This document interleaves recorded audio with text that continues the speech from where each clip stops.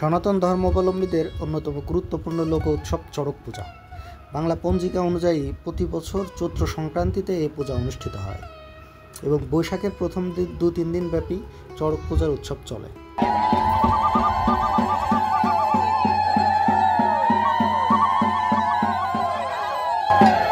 কাকা, এই পূজাটা কি উদ্দেশ্যে করা হয়?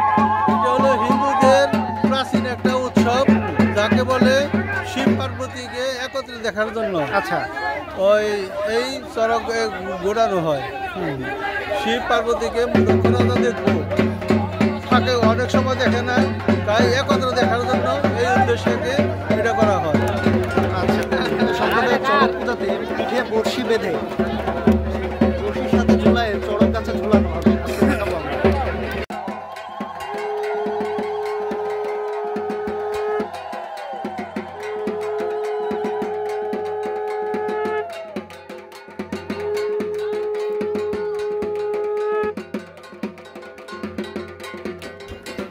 চড়ক পূজা চৈত্র মাসে পালিত হিন্দু দেবতা শিবের গাজন উৎসবের একটি অঙ্গ। এই উৎসবকে কেন্দ্র করে বিভিন্ন স্থানে মেলা বসে, যা চড়ক সংক্রান্তি মেলা নামে পরিচিত। কথিত আছে, এই দিনে শিব উপাসক বান রাজা দ্বারকাধীশ কৃষ্ণের সঙ্গে যুদ্ধে ক্ষতবিক্ষত হয়ে মহাদেবের প্রীতি উৎপাদন করে আকাঙ্ক্ষার ভক্তিসূচক নিত্য গীতাদি ও নিজ গায়ের রক্ত দ্বারা শিবকে তুষ্ট করে অভীষ্ট সিদ্ধ করেন। সেই স্মৃতিতে শৈব সম্প্রদায় এই দিনে শিব প্রীতির জন্য উৎসব পালন করে থাকেন। বাংলাদেশে এটি গাজীপুর, মৌলভীবাজার, ঠাকুরগাঁও, পটুয়াখালী জেলায় প্রতি বছর অনুষ্ঠিত হয়।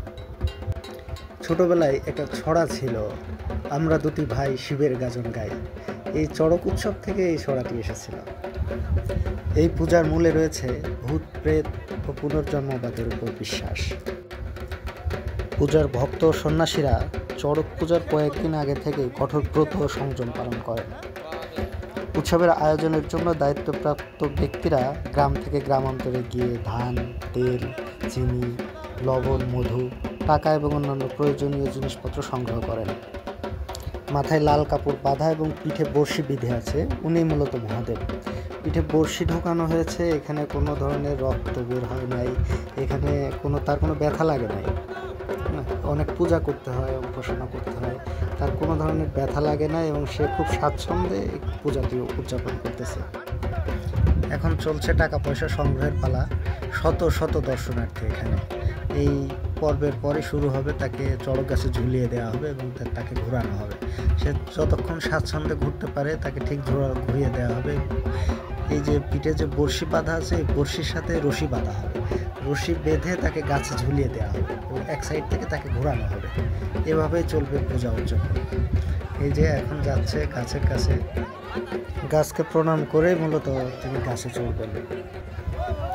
মহাদেবের পিঠে যে লোহার শিকটা দেখতে পাচ্ছে, এটা কিন্তু লোহার শিক গরম করে ঢোকানো হয়েছে। এটা আশ্চর্যকর বিষয়। এটা ঢোকানোর সময় তার কোনো ধরনের রক্ত বের হয় নাই, ব্যথা লাগে নাই।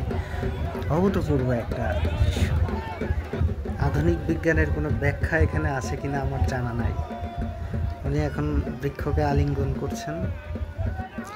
ভারতের মহারাষ্ট্রের বগার উৎসব, ভুটানের চোগর উৎসব, শ্রীলঙ্কার টুক্কুম, আবার অন্ধ্রপ্রদেশের শ্রীমন উৎসব ও চড়ক পূজার মতোই অনুষ্ঠিত হয়। আবার মেক্সিকোতে অনুষ্ঠিত প্রাচীন ডান্সা ডে লো ভোলাটোর্স উৎসব বাংলার চড়ক উৎসবের মতোই পালিত হয়।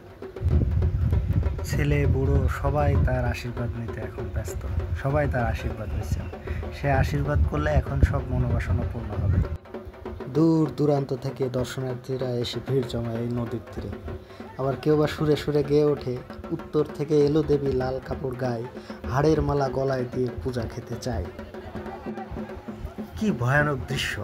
পিঠে স্বইচ্ছায় বড়শি বেঁধে বড়শিটা গরম করে পিঠের ভিতর ঢোকানোর ফলে কোনো ধরনের রক্ত বের হয় না, তার কোনো ব্যথা লাগে না। সে স্বাচ্ছন্দ্যে এটা ঢোকাচ্ছে এবং সে এই যে এখন বড়শিতে ঝুলতেছে, চড়ক গাছে ঝুলতেছে। ওই সাইডে, ওই পাশের যে রশি, ওই সাইডে 5-6 জন লোক ঘোরাবে, আর এদিকে এই যে উঠাই দেওয়া হলো গাছে, এখন ঘুরবে। এই যে ঘোরা শুরু হয়ে গেছে। ও মাই গড, কি ভয়ানক ব্যাপার! সে খুব স্বাচ্ছন্দ্যে করতেছে কাজটি, কোনো ধরনের ব্যথা লাগতেছে না তার। অসাধারণ দৃশ্য। শত শত মানুষ এসে ভিড় জমায় এটা দেখার জন্য। প্রতি বছর গাজীপুরে এই তুরাগ নদীর তীরে এটা অনুষ্ঠিত হয়।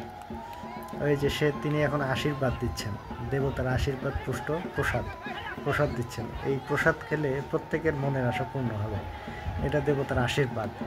সে প্রসাদ দিচ্ছে এবং খুব আগ্রহের সাথে দর্শনার্থীরা সেটা গ্রহণ করছে এবং সেটা খাচ্ছেন।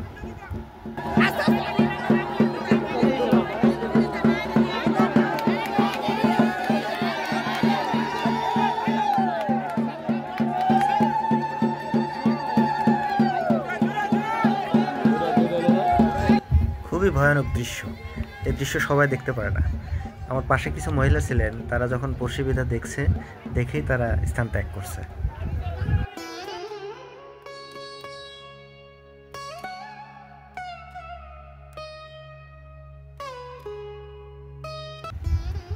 সন্ন্যাসীটার বয়স কিন্তু খুব বেশি না, বেশি হলেও 20-22 হবে। খুবই সাহসী ছেলে। কিভাবে এটা সম্ভব? আসলে কতটা ভক্তি, শ্রদ্ধা, ভালোবাসা না থাকলে এটা করা সম্ভব হয়?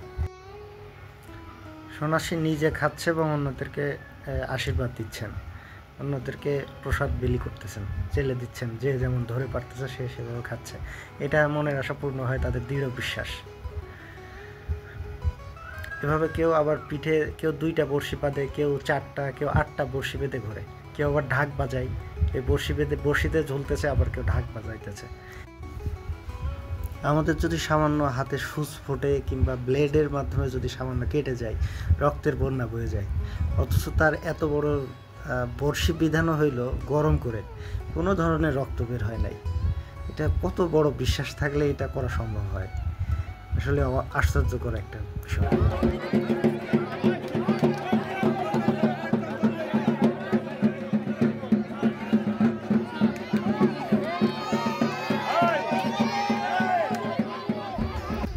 পৃথিবী যেমন সূর্যের চারিদিকে ঘুরছে, চড়ক গাছকে কেন্দ্র করে সন্ন্যাসীকে এইভাবে ঘোরানো হয়। এই বিষয়টাও এখানে প্রতিফলিত হয়। আবার পৃথিবীর মাটি খুঁড়ে যেমন ফসল উৎপাদন করা হয়, তেমনি পিঠে বড়শি ফোটানোকেও ফসল উৎপাদনের প্রতীক হিসেবে রূপায়িত করা হয়। চড়ক ঘোরানো শেষ, এখন সন্ন্যাসীকে নামানো হবে, তার পিঠের বড়শি বের করা হবে। বের করার সময় কোনো ধরনের রক্তপাত হয় না, কোনো ধরনের ব্যথা লাগে না। এক আশ্চর্যকর খেলা।